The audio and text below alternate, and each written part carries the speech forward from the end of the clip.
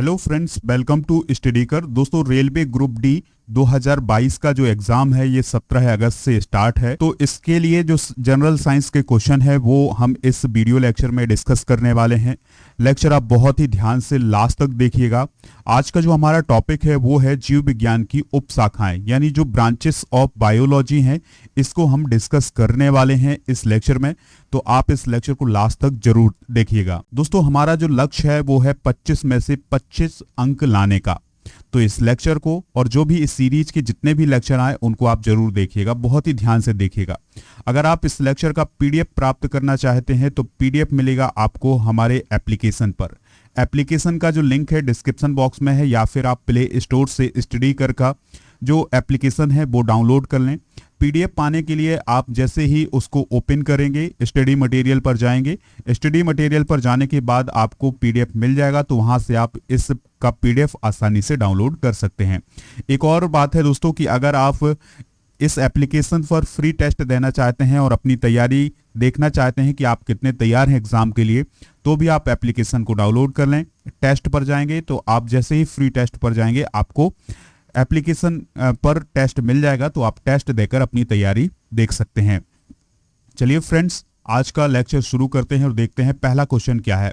First question है, viticulture के द्वारा क्या उत्पादित होता है, या विटीकल्चर में किसका उत्पादन किया जाता है। तो इसका आंसर होगा अंगूर का, यानी विटीकल्चर में दोस्तों अंगूर का उत्पादन किया जाता है।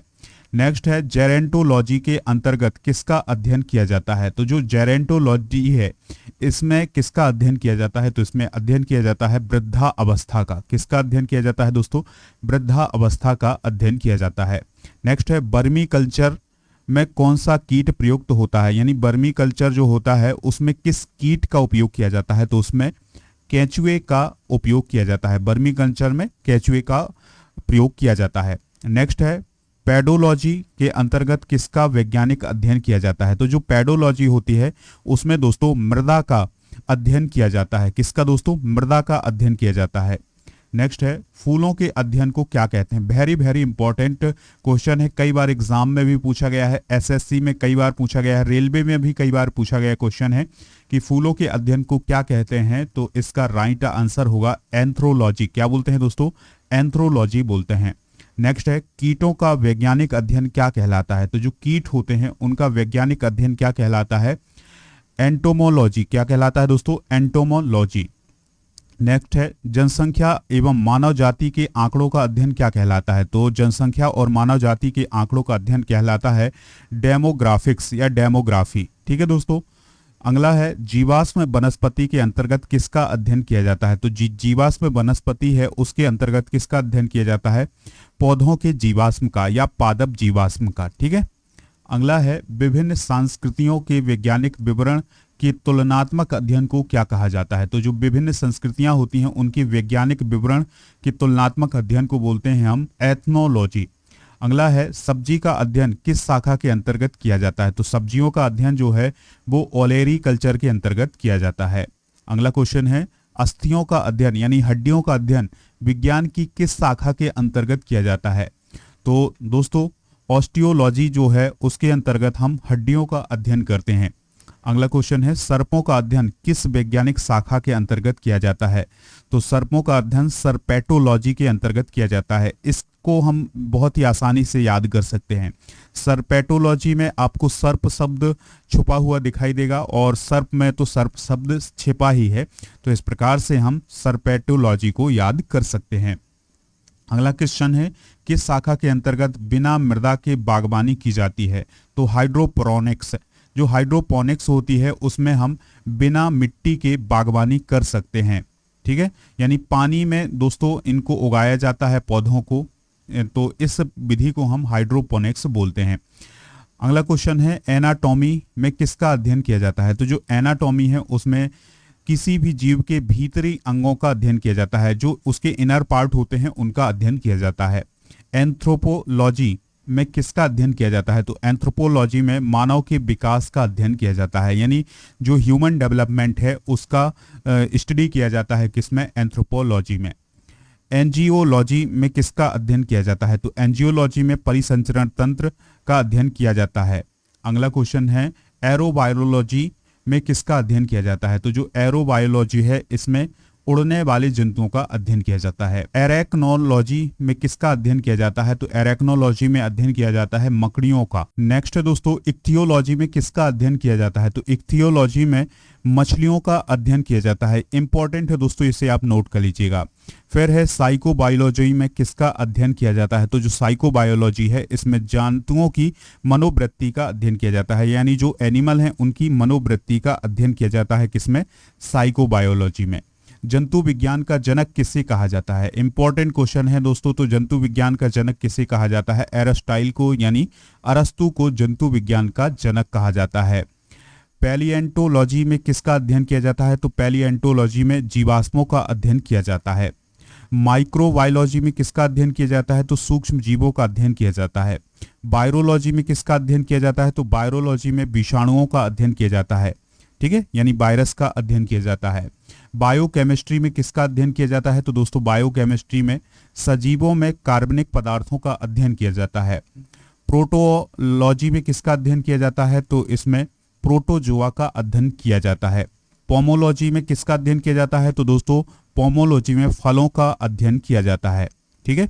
और है सार्कोलॉजी में किसका अध्ययन किया जाता है? तो सार्कोलॉजी में अध्ययन किया जाता है पेशियों का अध्ययन किया जाता है। अगला क्वेश्चन है फाइकोलॉजी में किसका अध्ययन किया जाता है? तो फाइकोलॉजी में शैवालों का अध्ययन किया जाता है। फिर है दोस्तों सीरोलॉजी में किसका अध्ययन किया जाता है? तो सीरोलॉजी में अध्ययन किया जाता है रुधिर सीरम का अध्ययन किया जाता है, यानी कि जो हमारे ब्लड में सीरम होता है उसका अध्ययन किसमें किया जाता है? सीरोलॉजी में किया जाता है। नेक्स्ट है फ्लोरिकल्चर में किसका अध्ययन किया जाता है? तो फ्लोरिकल्चर में सजावटी फूलों का अध्ययन किया जाता है। टैक्सोनॉमी में किसका अध्ययन किया जाता है? तो दोस्तों टैक्सोनॉमी में जीव जातियों के नामकरण और वर्गीकरण का अध्ययन किया जाता है, यानी कि जो जंतुओं का वर्गीकरण है उसका अध्ययन हम टैक्सोनॉमी में करते हैं। अगला है न्यूरोलॉजी में किसका अध्ययन किया जाता है? तो दोस्तों न्यूरोलॉजी तंत्रिका तंत्र से जुड़ा हुआ होता है, तो तंत्रिका तंत्र का अध्ययन किया जाता है किसमें? न्यूरोलॉजी में। ऑस्टियोलॉजी में किसका अध्ययन किया जाता है? तो दोस्तों ऑस्टियोलॉजी में कंकाल तंत्र का अध्ययन किया जाता है।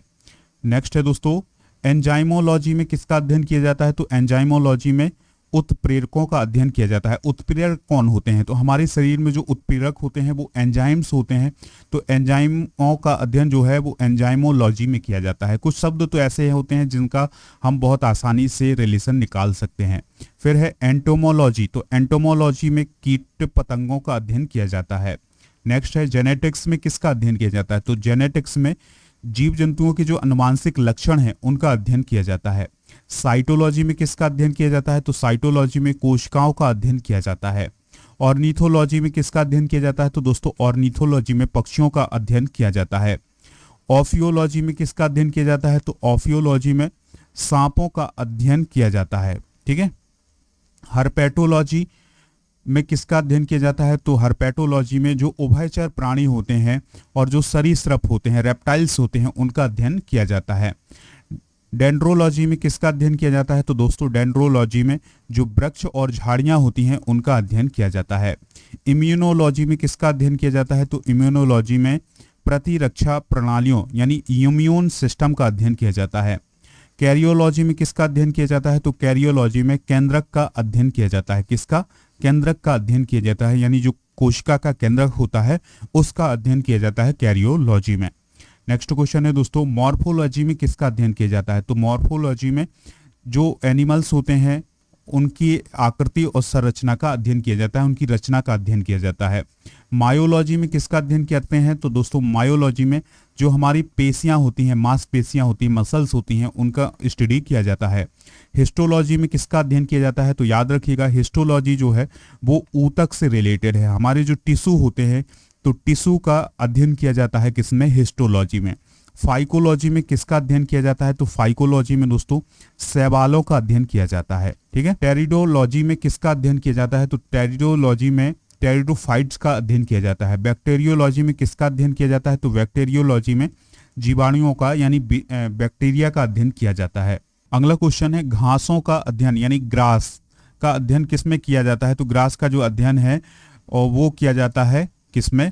तो वो किया जाता है घास विज्ञान यानी एग्रोस्टोलॉजी में। फिर है बीजों का अध्ययन किसके अंतर्गत किया जाता है? तो बीजों का अध्ययन जो है स्पर्मालॉजी के अंतर्गत किया जाता है। तो ये सभी पॉइंट जो है वो नोट कर लीजिएगा। यहाँ से क्वेश्चन एग्जाम में कई बार बनते हैं। अगर आपको इसका पीडीएफ चाहिए तो पीडीएफ मिल जाएगा हमारे एप्लीकेशन पर, लिंक डिस्क्रिप्शन में है, तो वहां से डाउनलोड कर लीजिएगा और एप्लीकेशन पर आप फ्री टेस्ट भी दे सकते हैं। लेक्चर पसंद आया हो तो लाइक शेयर जरूर करें। जय हिंद, वंदे मातरम।